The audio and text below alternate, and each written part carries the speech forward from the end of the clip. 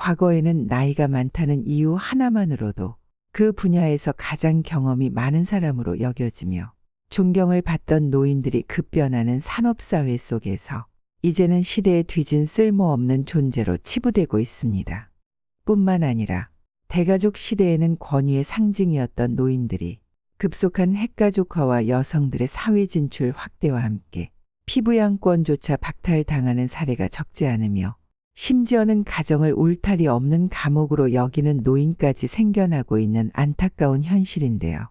이럴 때일수록 우리의 노후 준비는 잘 되고 있는 것인지 한번 깊이 들여다봐야 할 때입니다. 노후 준비 제대로 하고 계신가요? 옛날에 한 남성이 늙은 아비를 지게에 지고 산에 올라 버리고 서둘러 내려오려고 했다. 마침 그때 함께 갔던 아들이 나중에 아버지가 늙게 되면 그때 쓸 지게라며 챙기는 어린 아들을 보고서 자신의 불효를 뉘우치고 다시 아비를 모시고 내려와 극진히 섬겼다는 이야기는 많이 알려진 그 유명한 고려장 설화입니다. 효의 가치를 교훈으로 전하는 동시에 뒤집어 생각하면 자식에게 기대하는 노후는 처참한 결과를 불러올 수 있다는 섬뜩한 현실을 일깨워주는 이야기이기도 합니다. 한국보건사회연구원 조사에 따르면 부모 부양의 책임이 자녀에게 있다는 의견에 동의한 비율이 2010년 40.9%에서 2019년 23.3%로 10년 새 급감했다고 합니다. 부모 부양에 대한 사회적 인식이 바뀌고 있다는 겁니다. 청년들은 유례 없는 취업난과 집값 상승으로 연애부터 결혼, 출산 등을 포기한 M4 세대가 된 지 오래입니다. 부모를 부양하기는커녕 나이든 부모에게 의존하는 캥거루족이 되지 않는 것만 해도 다행인 시대입니다. 요즘 뉴스를 보면 자식에게 미리 재산 다 퍼주고 쫓겨난 사례, 재산 안 준다고 부모를 때리는 사례, 부모 재산 다 상속받고도 양로원에 맡기고 찾아오지도 않는 사례 등 정말 이것이 대한민국에서 일어나는 일이 맞는지 눈과 귀를 의심할 이야기들이 너무나도 많습니다. 재산은 미리 주면 굶어 죽고 밥만 주면 시달려 죽고 안 주면 맞아 죽는다는 이야기도 있다고 합니다. 다소 과장된 표현일 수 있지만 상속에 대해 생각해 보았거나 주변의 재산 상속 갈등을 본 사람이라면 한 번쯤 고개를 끄덕일 만한 이야기입니다. 이제 재산 상속 갈등은 더 이상 남의 집 이야기가 아닙니다. 부자나 못 가진 자 상관없이 자식에게 살고 있던 작은 집 한 채라도 물려줄 재산이 있으면 을의 재산 상속 갈등은 일어납니다. 우리는 물려줄 재산이 별로 없으니 그런 건 남의 일이라고 생각하는 분들도 많은데요. 하지만 그렇게 생각하면 큰 오산입니다. 우리는 이제 60년을 살았다고 환갑 잔치를 크게 벌이며 축하해주던 시대에 살고 있지 않습니다. 이제 축복이든 재앙이든 인류는 오래 살게 되었습니다. 내가 원하든 원하지 않든 오래 사는 것이 크게 어렵지 않은 일이 된 것입니다. 1970년대 한국인의 평균 수명은 60세 안팎이었습니다. 50쯤 은퇴를 하고 10년 안팎의 여생을 보내다 죽는 일이 다반사였죠.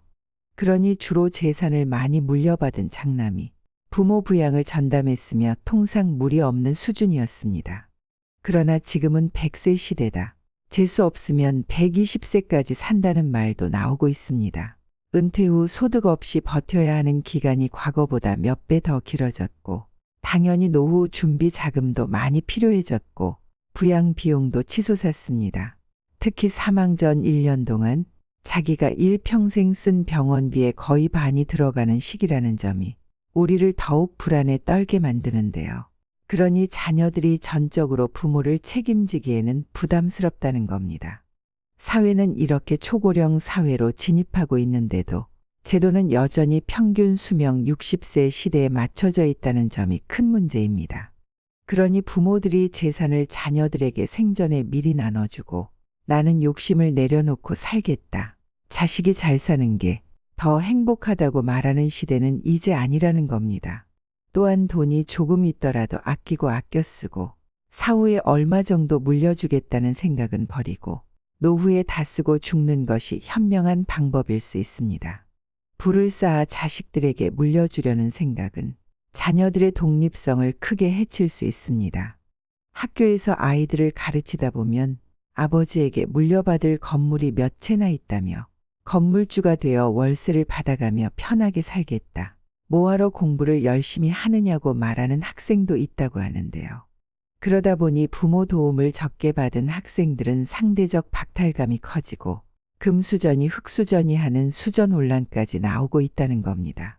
또한 재산을 물려주면 나보다 내 자식은 더 편안하게 잘 살겠지 하는 애틋한 마음으로 주고 싶어 하지만 단기간은 그 돈으로 잘 살 수 있을지는 몰라도 장기적으로는 원래 상태로 떨어지게 된다고 합니다. 우리가 흔히 듣는 이야기 중에 복권 1등에 당첨된 사람 중에 끝까지 그 재산을 지켜낸 사람들이 별로 없다는 말이 있습니다. 그만큼 자신의 노력과 실력으로 일구어낸 재산이 아니기 때문에 지속 가능성이 없다는 겁니다. 그럴 바엔 물려주지 않는 것이 더 좋습니다. 우리나라 부모들은 자녀들에게 한마디로 봉이라고도 할 수 있습니다. 성인이 될 때까지 먹여주고 입혀주고 학교 보내주고 대학교까지 다 보내주고도 대학원 진학에 원한다면 유학까지 보내주고도 취직이 안 되면 또 내 자식이니 끝까지 책임지겠다며 한 집에 데리고 삽니다. 그런 캥거루족들이 점점 많아지고 있습니다. 급기야는 결혼할 때 바리바리 혼수에 전셋집까지 해줘야 한다며 난리를 피웁니다. 정말 한도 끝도 없이 뒷바라지하며 올인했더니 그렇게 자란 자식들이 부모의 수고를 알던가요? 물론 돈이 아주 많다면 모든 걸 다 해주면 좋겠죠. 하지만 자신들의 노후 준비에 여유가 없는 대부분의 가정에서도 비슷한 일들이 벌어지고 있다는 게 큰 문제라는 겁니다. 우리들의 수명이 짧았다면 가능했겠지만 지금처럼 부양 비용이 급증하는 시대에는 정말 빠르게 생각을 전환해야 합니다. 나는 이미 늦었다고 낙담하지 마시고 지금부터라도 정말 냉정해져야 나의 노후도 편안하고 자식들도 편안합니다.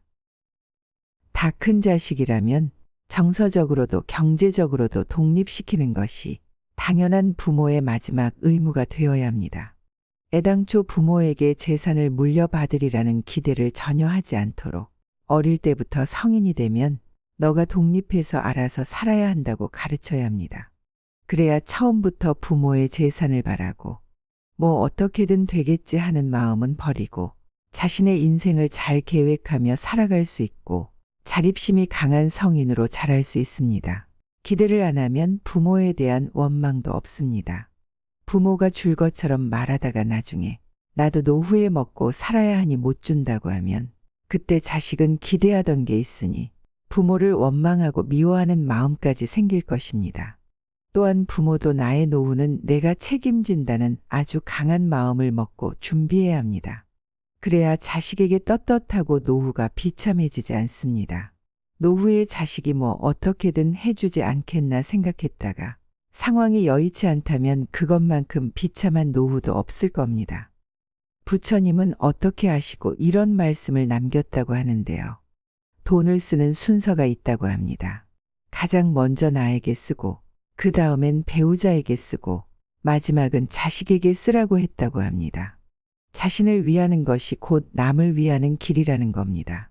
자신을 위해 써야 내 돈이지 죽고 나서 자식들이 나누어 가지면 모두 흩어진다는 것이죠.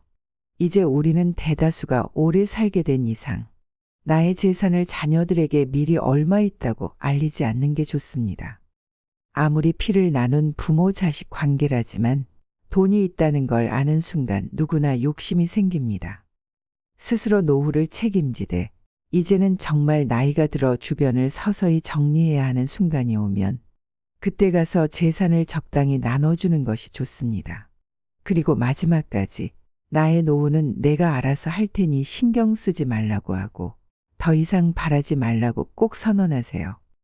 혹시라도 왜 이것밖에 안 주냐고 한다면 당당하게 말씀하시면 됩니다. 죽을 때까지 너희에게 손 안 벌리고 싶어서 그러니 오해하지 말라고 말입니다. 자식도 다 크면 부모 인생 따로 있고 자식 인생 따로 있다는 사실을 꼭 기억해야 합니다. 부모가 자식만 바라보면 반대로 자식도 부모만 바라보면 서로 불행해질 뿐입니다. 자녀들의 자립심을 길러주는 지혜로운 방법 몇 가지를 소개하겠습니다. 아이들은 독립된 인격체다 라는 말은 다들 들어보셨을 겁니다. 독립된 인격체란 어떤 일에 대해 스스로 결정하고 그에 대한 책임도 스스로 지는 존재라는 뜻입니다. 그러니 아이들이 아직 어리더라도 무엇이든 스스로 생각해보고 선택하도록 격려해 주셔야 합니다.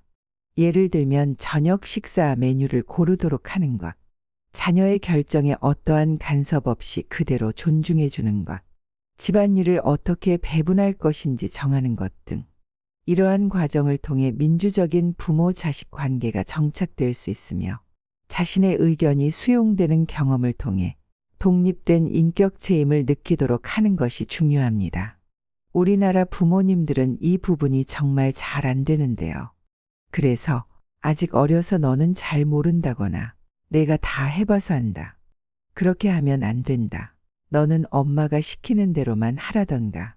아빠가 다 도와줄 테니 너는 공부만 열심히 해라와 같은 발언은 자녀를 부모의 부속품으로 여기거나 부모의 꿈을 대신 이뤄줄 도구로만 여기는 나쁜 행동이라는 것을 꼭 알아야 합니다. 또한 적당한 나이가 되면 노동의 가치와 그에 대한 정당한 대가를 가르쳐야 합니다. 이를 위해 어릴 때부터 스스로 할 수 있는 집안일을 배분한다거나 어떤 일을 했을 때 용돈을 지급함으로써 경제교육을 시켜주는 겁니다. 달라는 대로 필요한 대로 용돈을 그냥 주지 마시고 스스로의 노력으로 용돈을 벌어서 쓰도록 한다면 돈의 가치를 귀하게 생각하고 부모 돈이든 어떤 돈이든 귀하게 대접할 것입니다. 힘들게 번 만큼 가치 있는 곳에 쓰려고 할 것이며 더불어 타인의 노동에도 감사하는 습관을 들일 수 있습니다. 아직 어린데 꼭 그렇게까지 해야 하나? 나중에 크면 알아서 일도 하고 돈도 벌 텐데 라고 생각하실 수 있지만 습관만큼 무서운 것은 없습니다. 돈은 버는 게 중요한 게 아니라 어떻게 쓰는가가 훨씬 더 중요하다는 말도 있습니다. 노력으로 번 돈은 쉽게 나가지 않습니다. 부모 돈 무서운 줄 알아야 한다는 말입니다. 또한 어릴 때부터 본인 돈을 본인이 관리해 보도록 자신 명의로 통장을 개설해주고 본인이 관리하도록 해야 합니다. 이때 중요한 것은 아직 아이가 어리다고 부모가 그 돈에 대해서 이래라 저래라 조언하고 간섭하는 것은 독이 될 수 있으니 꼭 피하셔야 합니다. 작은 돈을 규모 있게 써봐야 나중에 액수가 커지더라도 잘 관리할 수 있습니다. 아이들이 잘 알 수 있을까 걱정하는 것은 사실은 그 이면에 잘 못할지도 몰라. 잘 못하면 어떻게 하지라는 부정적인 심리가 깔려 있습니다. 왜냐하면 우리는 대다수가 어릴 때 그렇게 자라오지 않았기 때문입니다. 그러나 우리 아이들은 부모인 우리가 아닙니다. 우리보다 훨씬 더 나을 수 있다는 것에 확신합니다. 부모가 믿어주는 만큼 아이들은 잘한다는 말도 있습니다. 부모가 인생의 많은 부분을 먼저 경험한 인생 선배로서 따뜻한 조언 정도는 충분히 해줄 수 있지만 그것을 넘어 간섭한다거나 잔소리한다는 느낌을 자녀가 받는다면 바로 끊어야 합니다. 부모의 생각이 맞을 수도 있지만 부모 세대와 다른 세대를 살아가는 우리 자녀들이 더 올바른 생각과 판단을 하고 선택도 할 수 있다는 것을 인정하면 정말 마음이 편할 것입니다. 무조건 오래 산 부모 말이 맞다고 할 것이 아니라 자녀가 스스로 판단하고 선택하고 해결하고 책임지도록 가르치는 것이 무엇보다 중요합니다. 그렇게 했다면 이제 자식은 자식 인생 누구보다 더 잘 살아갈 겁니다. 의심할 여지는 없습니다. 부모인 나보다 더 잘 살 거다라고 믿기만 하세요. 그리고 이제 나의 노후를 누구보다 더 행복하게 살아가는 데 집중해야 합니다.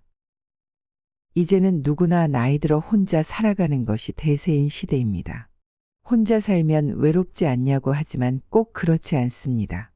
혼자 힘들게 버티는 인생을 살아가시는 분들도 있겠지만 혼자서도 아주 행복하게 잘 사시는 분들도 늘고 있습니다. 그렇다면 혼자 그냥 저냥 버티는 삶이 아니라 행복하게 잘 살려면 무엇을 준비해야 할까요? 첫째로, 혼자서도 충분히 할 수 있는 취미가 있으면 좋습니다. 할 것이 없으면 다른 사람의 인생에 자꾸 끼어들고 간섭하고 싶어집니다. 나이 들어도 하루하루 할 일이 있고 바빠야 더 행복하게 살 수 있습니다. 꼭 큰돈 드는 취미가 아니라도 지금껏 하고 싶었으나 해보지 못했던 즐거운 일들을 찾고 배워보세요. 두 번째는 경제력입니다. 경제적으로 어렵다면 앞에서 말한 취미 생활을 즐기는 것에 흥미를 느끼지 못할 수도 있습니다. 이런 이유로도 마지막까지 손에 재산을 어느 정도 쥐고 있어야 합니다. 나이가 들수록 적은 돈이라도 벌기는 더욱 힘들어집니다. 그러니 자식에게 물려줄 생각은 빨리 접으시고 준비된 경제 수준에 맞게 좀 아껴가며 생활해야 할 필요도 있습니다. 세 번째는 건강입니다. 이 모든 것이 건강하지 않다면 모든 것이 헛일입니다. 건강을 잃으면 모든 것을 잃는 것이란 말도 있습니다. 그만큼 나의 노후가 건강하지 않다면 준비된 돈도 취미 생활이나 가족들도 친구들도 필요하지 않게 됩니다. 건강보다 중요한 것은 없다는 죽기 살기의 마음으로 무엇보다 건강부터 잘 챙기셨으면 좋겠습니다. 건강하면 일도 할 수 있고 취미 생활도 즐길 수 있고 친구도 만날 수 있고 여행도 갈 수 있고 무엇이든 건강이 받쳐줘야 할 수 있다는 것을 잊으면 절대 안 됩니다. 나의 노후를 아무리 자식이라 할지라도 기대하거나 의지하는 마음을 내면 안 됩니다. 나의 노후는 끝까지 내가 책임진다는 마음을 내면 더 편안하고 행복한 노후를 보낼 수 있습니다. 이상으로 밤을 잊은 철학이었습니다. 철학이 있는 당신의 삶을 응원합니다.